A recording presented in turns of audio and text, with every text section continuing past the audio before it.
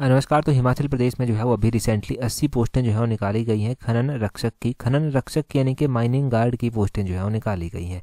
Mining guard की ये 80 पोस्टें निकाली गई हैं, इनके बारे में हम डिस्कस करेंगे कंप्लीट में कि कितनी सैलरी होगी, किस तरह से फॉर्म भरेंगे, ऑफलाइन फॉर्म होगा या ऑनलाइन होगा। तो ये ऑफलाइन ही फॉर्म जो है वो होगा, वो मैं सारा डिटेल में आपको बताऊँगा।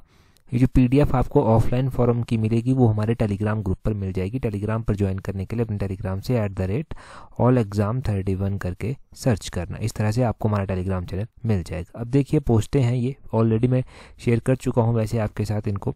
अब देखो कौन कौन सी पोस्टें जो हैं वो निकली हुई हैं। ये 80 पोस्टें जो हैं वो निकली हुई हैं। इनमें अगर हम एजुकेशन क्वालिफिकेशन की बात करते हैं तो candidate should possesses the minimum education qualification of graduation minimum आपकी होनी चाहिए और एज 20 से कम नहीं होनी चाहिए और 30 से ज़्यादा नहीं होनी चाहिए। अप्लाई आप कैसे करेंगे? एप्लीकेशन फॉर्म आपको भरना पड़ेगा, उसके साथ आपको अपने सर्टिफिकेट अटेस्टेड कॉपीज सर्टिफिकेट्स की जो है अटैच करनी पड़ेंगी और वो जो है वो भेजनी पड़ेंगी।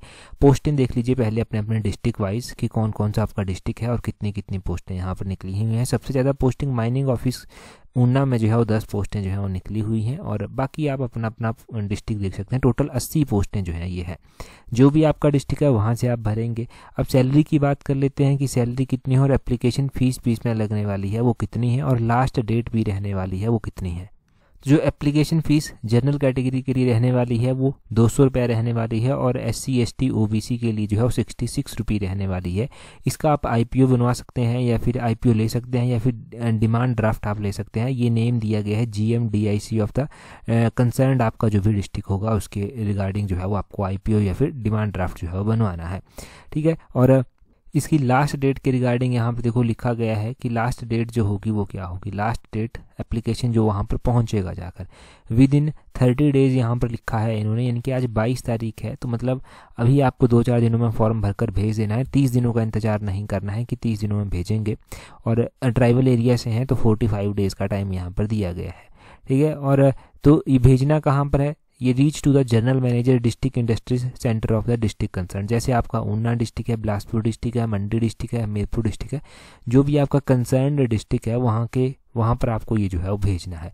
ठीक है, और अब देखो यहाँ पर एक इन्होंने जो है वो 90 नंबर जो है बनाए हैं कि किस तरह से जो है वो होगा। एवेल्यूएशन जो होगी वो 90 नंबरों से होगी।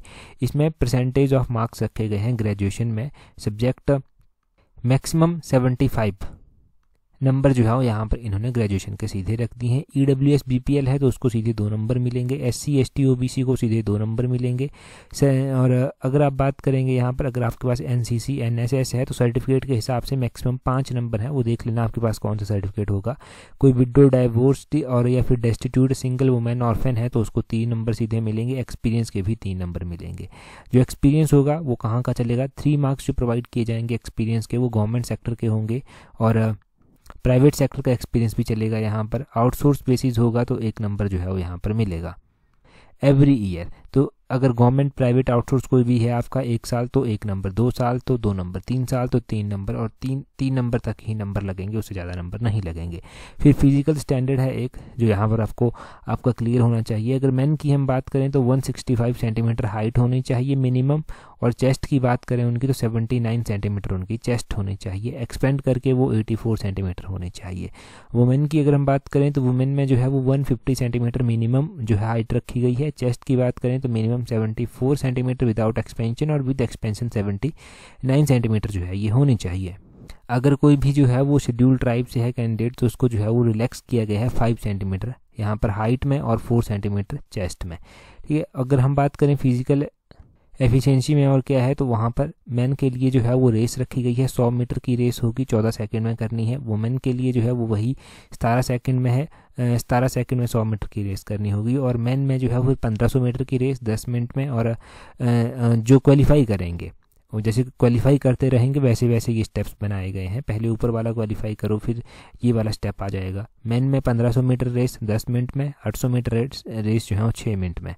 बाकी तो यहाँ पर इन्होंने दिया है कि किस किस तरह से क्या क्या होगा। ये जो है वो बेसिक क्राइटेरिया है और यहाँ पर और भी दिया गया है, आप अपने हिसाब से पढ़ सकते हैं। जो हम बात कर लें कि कितने पैसे इनको मिलेंगे तो यहाँ पर जो ऑनरेरियन लिखा गया है वो लिखा गया है खनन रक्षक को जो है वो 15,000 रुपये पर मंथ जो है वो दिया जाएगा।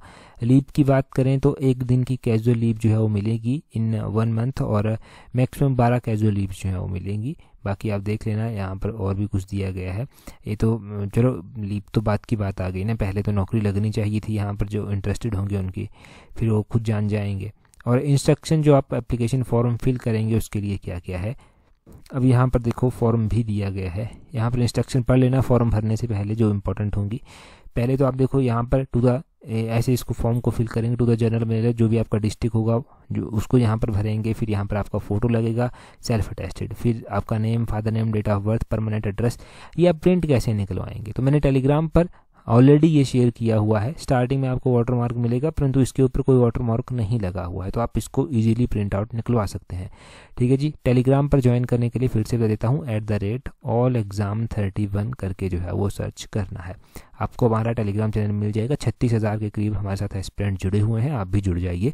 फिर परमानेंट होम एड्रेस, जहाँ पर आप कॉरेस्पोंडेंस कहीं पर रहते हैं तो वो ईमेल आईडी, कैटेगरी, फिर एजुकेशन क्वालिफिकेशन सर्टिफिकेट लगाने हैं साथ में, सेल्फ अटेस्टेड कॉपीज़ आपने लगानी है साथ में, उनकी एक्सपीरियंस होगा तो वो भी यहाँ पर बताया गया है। फिर detail of the fees deposit, जो आप फीस दी है आपने, अमाउंट कितना आपने दिया है, 200 दिया है, 66 दिया है।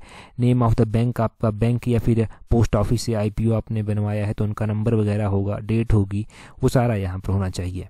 फिर यहाँ पर वही पूछा गया है कि आप कभी कमीशन के द्वारा बाहर निकाले गए हैं, नहीं निकाले गए होंगे तो नहीं, निकाले गए होंगे तो निकाले गए हैं, यस नो करके। और अगर यहाँ पर बोला गया है कि कोर्ट वगैरह से कन्विक्टेड हैं तो वो भी लिखना पड़ेगा आपको। और एडिशनल डॉक्यूमेंट आपको यहाँ पर ऐड करने पड़ेंगे अपने, अगर कोई है आपका इनमें से तो ये देख लेना। आप लैंडलेस हो गया, नॉन एम्प्लॉयमेंट हो गया, ये सारे यहाँ पर दिए गए हैं, अपने डॉक्यूमेंट्स के हिसाब से आप देख लेना। इस तरह से यहाँ पर अपने साइन करेंगे, लास्ट में डेट लिखेंगे, प्लेस लिखेंगे, डिक्लेरेशन करेंगे, अपना नाम यहाँ पर लिखेंगे, सिग्नेचर फिर से करेंगे, डेट लिखेंगे और उनको जो है ये प्रिंट आउट निकलवा के 2-3 पेज जो आपके होंगे वो भेज देंगे। तो इस तरह से ये फॉर्म जो है वो भरे जाएंगे। 80 पोस्टें हैं, इंटरेस्टेड हैं तो भर सकते हैं। That's all, thank you.